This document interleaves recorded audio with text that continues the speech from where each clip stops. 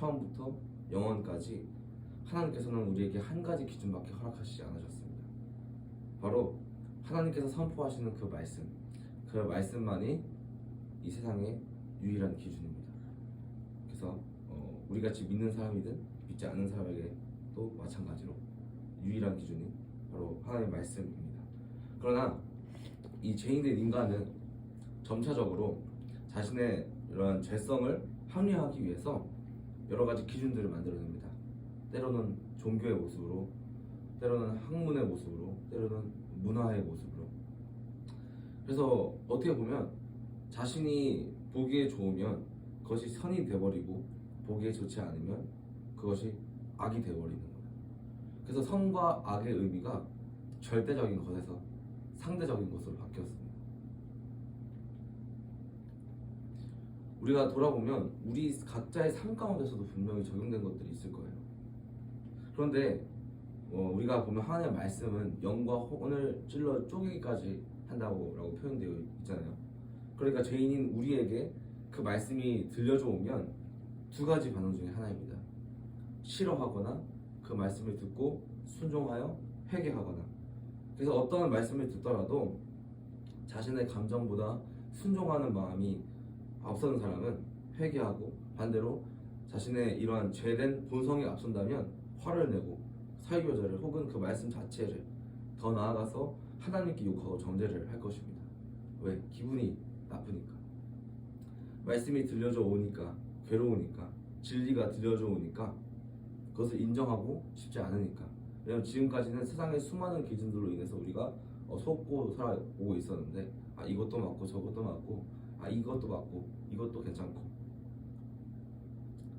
그래서 이것이 싫기 때문에 세상이 점점 하나님의 말씀이라는 절대적 가치를 버리고 자신의 감정 혹은 세상이 말하는 문화, 학문, 종교라는 시선을 가지고 그것이 주가 되어버린다는 거예요.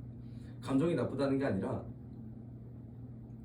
이런 감정이 최고의 절대적 가치가 되어버렸다는 거예요. 두렵게도 신앙도 마찬가지라는 것입니다. 그래서 우리가 보면 이제 신앙생활을 하면서 이런 분들이 있습니다. 나쁘다는 건 아닙니다. 특별히 영의 세계를 많이 주장하시고 추구하시는 분들이 있는데, 보면 되게 자신이 느끼는 그 느낌에 많이 치중이 되어 있어요. 그래서 분별의 기준이 느낌으로 한다는 거죠. 그래서 그런 분들은 어떤 생각을 가지고 있냐면, 자신이 이제 하나님도 꽤 많이 알고 수많은 영적인 체험도 했고 그러한 것을 바탕으로 약간 교만한 마음이 드는 거죠. 영적 우월감을 느끼고 내가 느끼는 그 모든 것은 하나님과 합했다고 생각하는 거예요. 영적인 체험이 거짓이라는 것은 아닙니다. 분명히 있습니다. 실제로 영적인 체험을 할 수 있습니다.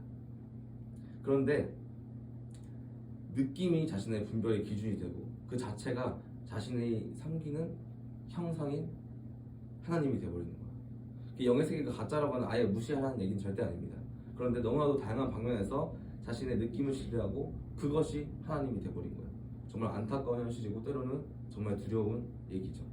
그래서 방금 제가 말씀드렸던 그 여러 가지 가치관 속, 문화, 종교, 이런 수많은 것들로 얼마나 악하게 하나님을 우리가 대적하고 있는지를 하나님께 조명받아야 할 줄 믿습니다. 오늘 본문 배경에 대해서 짧게 얘기하고 싶습니다. 오늘 본문은 하나님께서 허탄한 것과 말도 안 되는 우상들을 따르고 그것들에게 숭배하는 이스라엘을 한탄하시면서 경고하시는 내용입니다. 그리고 또 경고하신 것처럼 징벌을 주실 거라는 선포하시는 내용이에요. 그러면서 하나님께서 이스라엘의 죄가 어떤 것인지 두 가지로 구분하시면서 얘기를 하십니다. 첫째가 되는 죄는 바로 하나님을 멀리한 것입니다. 그들 스스로는 하나님을 가까이 한 것으로 알고 있었어요. 왜냐하면 실제로 그들은 종교적인 어떤 모든 모습을 여전히 갖고 있었습니다. 그래서 하나님께서 그들을 나를 멀리했다고 말씀하시는 것이 겉의 모습은 똑같이 종교의 모습과 제사 그 모든 건 똑같이 지내지만 그와 동시에 둘째의 죄인 헛된 것, 우상을 섬기며 살아갔습니다. 그래서 그들에게 경고하시고 또 그런 역사를 보게 되면 많은 다양한 방법으로 그 이스라엘을 깨우치기 위해서 하나님께서 여러 가지 메시지들과 혹은 징계를 하는 그런 것들을 볼 수가 있습니다. 그때마다 이스라엘 백성들의 반응은요 이렇게 나오는 거예요. 하나님, 그냥 우리 사랑하신다면서요. 어떻게 저희한테 이럴 수 있으십니까? 이러한 반응으로 나오는 거예요. 그것으로 인해서 하나님께서 예레미야 2장 5절에 말씀하신 것처럼 나 여호와가 이와 같이 말하더라. 너희 조상들이 내게서 무슨 불의함을 보았기에 나를 멀리하고 가서 헛된 것을 따라 헛되이 행하였느냐. 도대체 너희 이스라엘 너희가 나에게서 나 하나님 여호와에게 어떤 악을 보았길래 무슨 불의함을 보았길래 나를 멀리하고 헛하는 것을 따르냐라고 말씀하시는 거예요. 우리가 질문을 할 수 있어요. 하나님께서 불의하실 수가 있으십니까? 그럴 수가 없죠. 근데 하나님께서 이렇게 이스라엘에게 질문하신 이유가 뭘까요? 여러분, 많은 사람들이요 자신들의 생각으로 하나님을 만들고 거기에 본다 만든 신을 믿습니다. 모든 사람들이 말이에요. 하나님을 믿든 믿지 않든 겉으로 드러나는 하나님을 믿는 모습이 있든 없든 간에 사람은요 무조건 한 대상을 아니면 다른 것을 반드시 섬기고 믿음을 가지고 있어요. 한 명도 빠짐없이요. 하나님만 아니면 뭐든 다 갖다 붙여서 그것을 섬깁니다. 특별히 무신론자들이 있죠. 자기는 하나님 없다, 나는 신앙이 없다, 하나님은 존재하지 않는다 라고 얘기를 하죠. 그런데 그것도 결국엔 하나님이 없다라는 신앙을 가지고 있는 거예요. 그것이 자신의 자랑이고 믿음이 되는 거예요. 그러니까 오늘 본문에 이스라엘이 아까 예레미야 2장 5절에 하나님께서 말씀하셨던 것처럼 너희들이 나의 무슨 악독함을 보고 나의 무슨 불의함을 보고 나를 멀리하느냐라고 말했던 것처럼 이스라엘 본인들이 하나님의 말씀이 기준되는 것이 아니라 자신의 기준을 가지고 하나님을 바라보고 자신들의 우상 숭배는 보지 않은 채 하나님께서 자신들에게 이러한 어려움을 주고 고난만을 주시니까 여호와는 악한 신이다 라고 얘기를 하는 거예요. 제가 예전에 어떤 한 스님이 얘기하는 것을 들은 적이 있어요. 아주 인기가 많은 스님이었는데 그 스님이 그러시더라고요. 성경을 자기가 보는데 너무 화가 났대요. 왜? 자기를 믿지 않는다고 지옥 보내는 그런 하나님은 믿지 않겠다고. 아주 이기적이고 악한 신이라고 얘기를 하는 거예요. 근데 이게 물론 이제 하나님에 대해서 모르시는 분들은 그렇게 생각할 수 있겠지만 사실 우리 결론적으로 따지자면 하나님께서는 이 세상을 만드시고 인류의 역사의 주인공이십니다. 그래서 모든 기준은 하나님으로부터 나오고 모든 선함과 모든 악함의 기준은 하나님께서 나누신다는 거예요. 근데 오히려 그것을 보면서 사람이 내 기준에 맞지 않으니까 내 기준에 봤을 때 하나님은 악하신 분이니까 악한 하나님이라고 악한 신이라고 얘기하고 있는 거예요. 그래서 자신이 선악을 다 판단하는 거예요. 다시 돌아가서 이스라엘 백성들을 볼게요. 이때 이스라엘이 아예 하나님을 떠난 것처럼 보였을까요? 아닙니다. 아까 제가 말씀드렸듯이 하나님을 향한 제사가 있었고요. 겉에서 나오는 그 모든 종교적 행위가 다 있었습니다. 누가 보면 정말 저 사람은 진실한 하나님의 사람이라고 할 정도예요. 심지어 사랑도 있어 보이고 정말 성령의 열명에 해당하는 그런 것들도 있는 것 같아 보여요. 그런데 문제는 그 마음 가운데 이스라엘이 출애굽하고 하나님과 언약 맺고 바로 송아지 우상을 만들어서 이것이 이스라엘을 구원한 여호와다 라고 얘기한 것처럼 자기들이 만든 여호와를 섬긴 것입니다. 구체적인 예를 들어볼게요. 말로는 하나님을 믿고 섬기고 의지한다고 하지만 절체절명 그 순간에 찾아오는 문제 속에서 결국엔 우리가 세상의 가치관들이 얘기하는 그 주장에 아멘으로 화답하고 세상 사람처럼 한다는 거예요. 그 말씀을 보면 하나님의 말씀으로 우리가 살아간다고 쓰여 있어요. 신명기 8장 3절에 보면 너를 낮추시며 너를 줄이게 하시며 또 너를 알지 못하며 내 조상들도 알지 못하던 만나를 내게 먹이신 것은 사람이 떡으로만 한 것이 아니요 여호와 입에서 나오는 모든 말씀으로 하는 줄을 내가 알게 하려 하심이라. 아멘.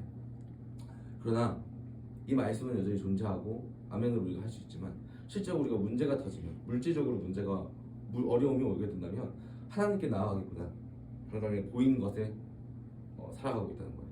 그렇다면 우리는 이것은 돈이라는 우상을 섬기고 있는 것이에요. 또 직장에서 또 사회에서 교회가 아닌 다른 공동체 속에서 우리가 어쩔 때는 하나님을 믿고 섬긴다는 그 사실을 말할 수밖에 없는 상황들이 올 때가 있습니다.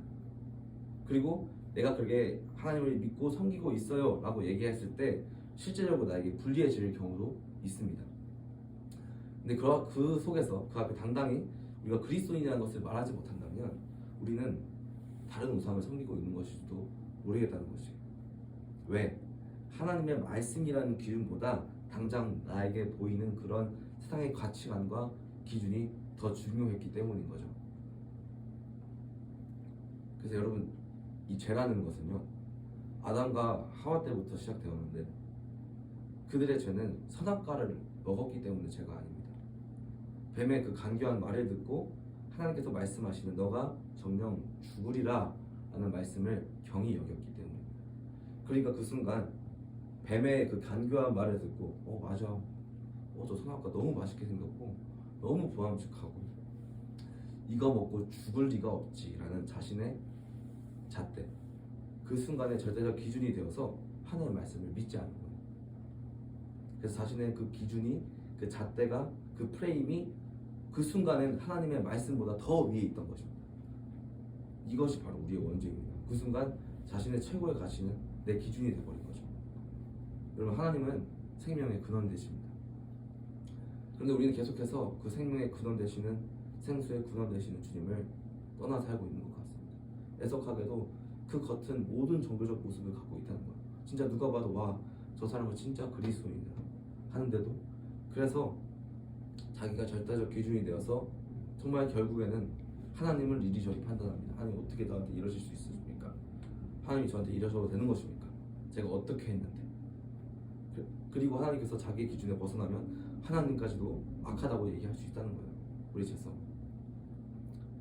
그렇지 않더라도 계속해서 우리가 하나님을 믿는다는 겉모습을 갖고 있으면서도 예레미야 오늘 본문에 말씀하셨던 것처럼 생수의 근원이신 하나님을 떠나고 스스로 웅덩이를 판다는 거예요. 근데 그곳에는요, 아무런 물이 없을 뿐더러 끝자락이 터져서 생수가 부어져도 계속해서 빠져나가는 거예요. 그래서 물을 채워도 더욱더 비게 되는 거죠.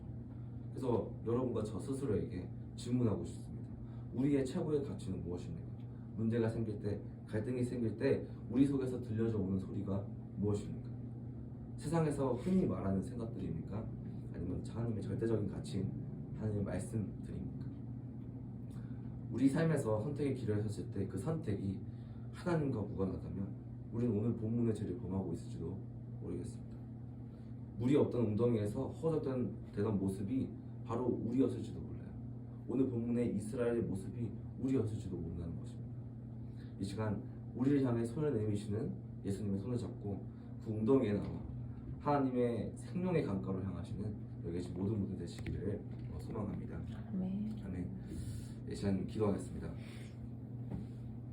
사랑하는 하나님, 감사합니다. 오늘 본문의 말씀처럼 정말 우리가 정말 생수의 근원 되신 하나님을 버리고 정말 나를 섬기기 위해 내가 절대적 기준이 되어 스스로 웅덩이를 파지 않았는지 저희 돌아보기 원합니다. 우리 사람은 너무나도 연약하여 잘 서 있다가도 언제 넘어질지 모르는 것이 우리입니다. 하나님, 이 시간 연약한 우리들을 도와주시고, 만약에 우리가 이러한 죄를 범하고 있다면 하나님 온전히 회개의 신령을 우리 가운데 허락하여 주셔서 하나님을 온전히 볼 수 있게 해주시고, 우리를 향해 여전히 손을 내밀고 우리를 기다리고 계시는 하나님을 붙잡으며 우리가 생명의 강가로, 생명의 길로 우리가 걸어나갈 수 있게 우리를 다시 한번 우리를 인도하여 주시옵소서. 연약한 우리를 붙잡아 주시고 함께 해주시며 모든 감사드리며 예수 그리스도의 이름으로 기도합니다. 아멘. 아멘.